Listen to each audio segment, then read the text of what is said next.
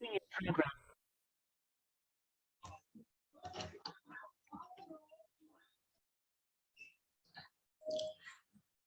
Assalamualaikum warahmatullahi wabarakatuh. Selamat siang. Pada kesempatan kali ini, kami dari kelompok 5 akan mempresentasikan hasil kerja tugas besar kelompok kami, yaitu proyek interaksi manusia dan komputer dalam mendesain user interface.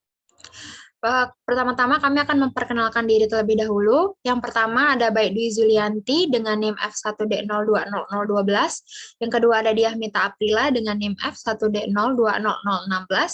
Yang ketiga ada Febrian Rizky Anugrah dengan NIM F1D020020.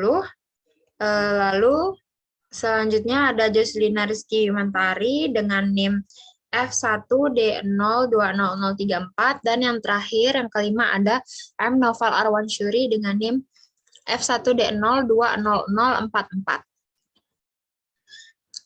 Jadi pada kesempatan kali ini kami merancang sebuah user interface, yaitu sebuah aplikasi yang bernama Trinity, yaitu Traveling in Virtual Reality. Di sini kami memiliki slogan yaitu Explore the Outdoors, the Adventure Awaits. Jadi PPKM atau pemberlakuan pembatasan kegiatan masyarakat yang mulai diberlakukan saat ini menyebabkan banyak sektor pariwisata dihentikan, sehingga banyak aktivitas lintas pariwisata yang menopang ekonomi kini harus ikut berhenti berjalan. Salah satunya yaitu para pramu wisata yang kehilangan pekerjaan dan pendapatannya. Hal ini diakibatkan oleh terkendalanya para pramu wisata untuk bertemu dengan para pengguna jasanya karena penurunan angka pengunjung yang datang untuk berwisata. Sedangkan banyak masyarakat yang berperan sebagai pengunjung ternyata sudah dapat melakukan kegiatan wisata secara daring. Hal ini dibuktikan oleh banyaknya layanan wisata virtual yang memudahkan pengunjung untuk mengunjungi lokasi wisata melalui jejaring internet. Dengan adanya peluang transformasi dan penggunaan teknologi terkini, permasalahan pramu wisata sebelumnya tentu dapat diselesaikan. Maka diciptakanlah sebuah aplikasi bernama Trinity yang mampu mempertemukan para pramu wisata dengan pengunjung secara eksklusif dalam sebuah jaringan menggunakan virtual conference. Sehingga tidak hanya menolong masyarakat yang berperan sebagai pengunjung, tetapi juga membantu masyarakat yang berperan sebagai pramu wisata untuk dapat menopang keberlangsungan mata pencahariannya. Selanjutnya ada tujuan, yaitu yang pertama membantu pramu wisata mendapatkan kembali pekerjaan dan pendapatan yang hilang akibat pemberlakuan pembatasan kegiatan masyarakat. Lalu yang kedua, menciptakan aplikasi mobile yang menawarkan solusi alternatif perjalanan wisata bagi para masyarakat yang terkendala dalam melakukan perjalanan wisata. Lalu selanjutnya ada sitemap. Sebelum beralih ke sitemap, jadi metode yang digunakan dalam perancangan aplikasi Trinity adalah metode User-Centered Design atau UCD. Metode ini adalah metode yang menetapkan user sebagai pusat pengembangan sistem. Produk yang dikembangkan dengan pendekatan UCD dioptimalkan untuk end user, serta ditekankan pada bagaimana kebutuhan atau keinginan end user terhadap penggunaan suatu produk. Desain dirancang dengan adaptasi terhadap perilaku pengguna dalam penggunaan aplikasi, sehingga aplikasi yang dikembangkan tidak memaksa pengguna untuk mengubah perilakunya ketika menggunakan aplikasi tersebut. Proses metode User-Centered Design terdiri dari 5 proses tahapan, yaitu Plan the Human-Centered Process, Specify the Context of Use, Specify User and Organizational Requirements, Produce Design Solutions, Evaluate Designs against User Requirements, and finally, Complete. Lalu di sini kita memiliki sitemap, yaitu yang merupakan alur dari aplikasi yang akan digunakan. Yaitu di sini terdapat yang pertama ada register. Jadi alurnya itu pertama-tama user akan diarahkan ke halaman register. Selanjutnya terdapat menu login setelah dia register atau daftar. Login ini terdapat 2 percabangan menu, yaitu bisa ke home, menu utama, dan lupa sandi untuk yang melupakan kata sandinya ketika masuk. Jadi di dalam lupa sandi ini terdapat serangkaian proses agar sandi yang baru tuh dapat terverifikasi, yaitu yang pertama konfirmasi email, yang kedua mendapatkan kode konfirmasinya, dan yang ketiga mulai menginputkan kata sandi yang baru. Lalu untuk home-nya sendiri di sini terdapat 4 pilihan, yaitu yang pertama ada pengaturan, kategori wisata, kegiatan favorit, dan wishlist. Jadi di pengaturan ini merupakan seperti pengaturan pada umumnya ya, terdapat fitur mengganti bahasa, ganti kata sandi, tentang kita atau about us, tentang pencipta, terus ada logout. Lalu yang home menu utamanya itu ada kategori wisata, populer, pantai, gunung, bukit, pulau, dan air terjun sebagai destinasi-destinasi wisatanya. Lalu untuk kegiatan favorit ini terdapat rekomendasi tempat wisata. Lalu untuk wishlist itu merupakan seperti serangkaian kegiatan yang kita tambahkan ke favorit kita untuk bisa dibuka lagi di lain hari. Jadi di menu utamanya sendiri di sini ada rekomendasi tempat wisata di mana terdapat deskripsi lebih lanjut, yaitu bisa memilih pramuwisata, pilih kegiatan, check out, dan yang terakhir pilih mitra bank pembayaran sebagai proses terakhir dari transaksi.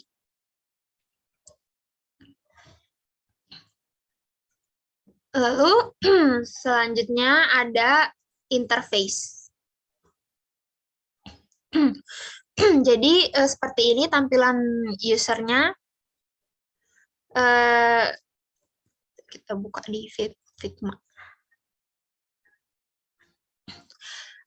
Jadi pertama-tama sebelum masuk ke aplikasi utamanya, di sini kami menggunakan interface perangkat mobile karena penggunaan media telepon genggam sebagai sarana komunikasi menurut kami merupakan media yang paling efektif untuk saat ini, karena desain dialog yang mudah digunakan, lalu menawarkan umpan balik informasi secara real-time antar pengguna, lalu lebih efektif karena sebagian besar masyarakat menggunakan perangkat mobile.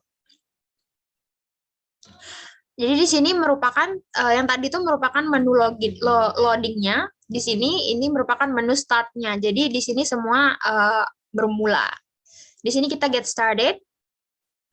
Nah, di sini kita bisa sign in as. Jadi terdapat 2 tokoh dalam aplikasi ini. Yang pertama adalah tour guide, yang kedua adalah turis. Di sini kita coba untuk masuk sebagai turis.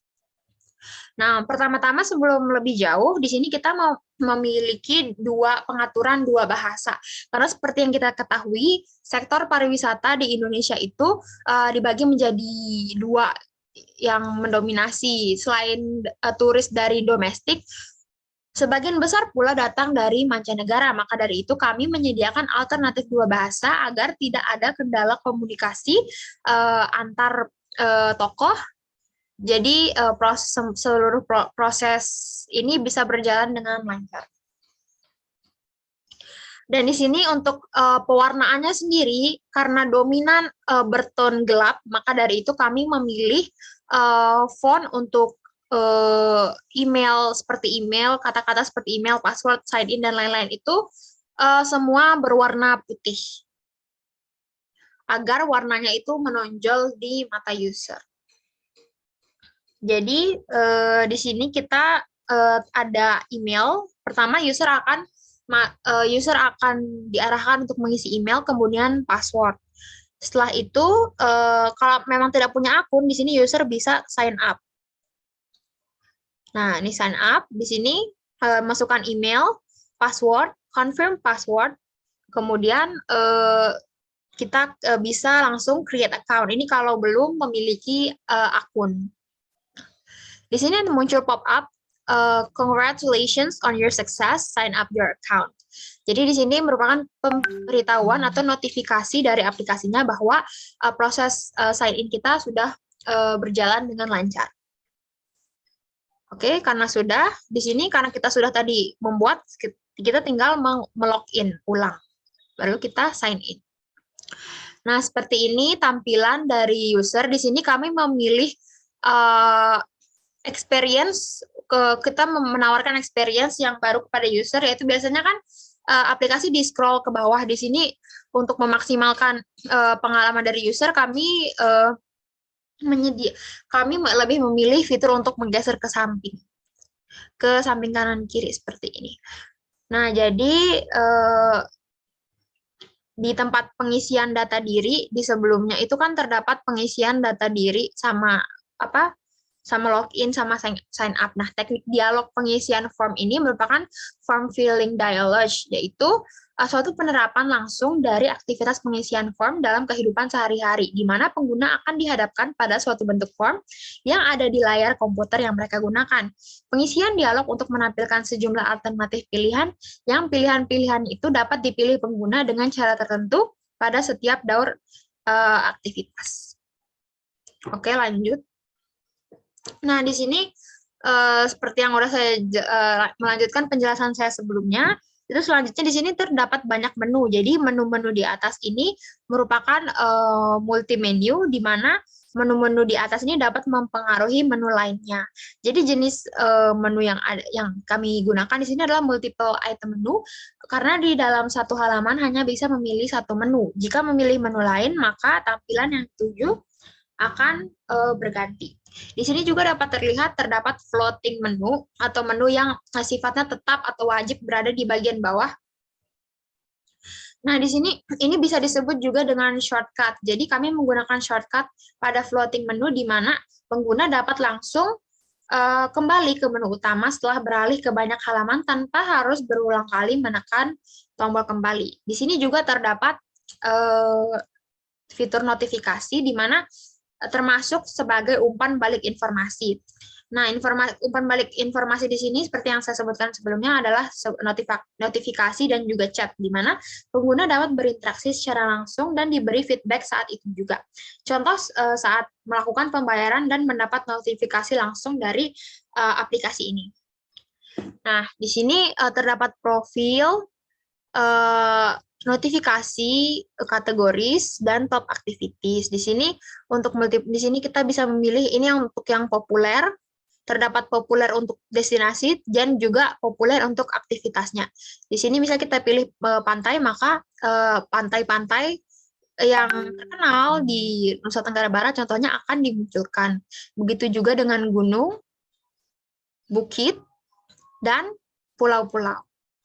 Nah, untuk lebih jelasnya, saya akan mendemonstrasikan proses atau alur dari aplikasi ini saat user sudah sampai ke halaman utama. Yaitu yang pertama, misalnya kita memilih Sarigoang Beach. Nah, di Sarigoang Beach ini terdapat deskripsi lebih lanjut agar user ini bisa mengetahui tujuan yang ingin dia tuju ini seperti apa gitu dalam bentuk kata-kata. Nah, di sini setelah user membaca, maka dia akan dan setuju, maka dia akan menekan book now, yaitu untuk mereservasi atau memesan tiket untuk virtual traveling. Book now.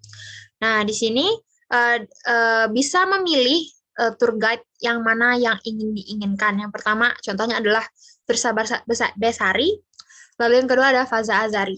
Jadi, pertama, user akan memilih tanggal, akan membooking tanggalnya. Lalu yang kedua, menentukan fee atau biaya. Lalu berapa jumlah orang. Lalu ada totalnya. Misalnya, sudah membaca terms and condition. Di sini kita milih, misalnya tour guide-nya adalah Firsa Besari.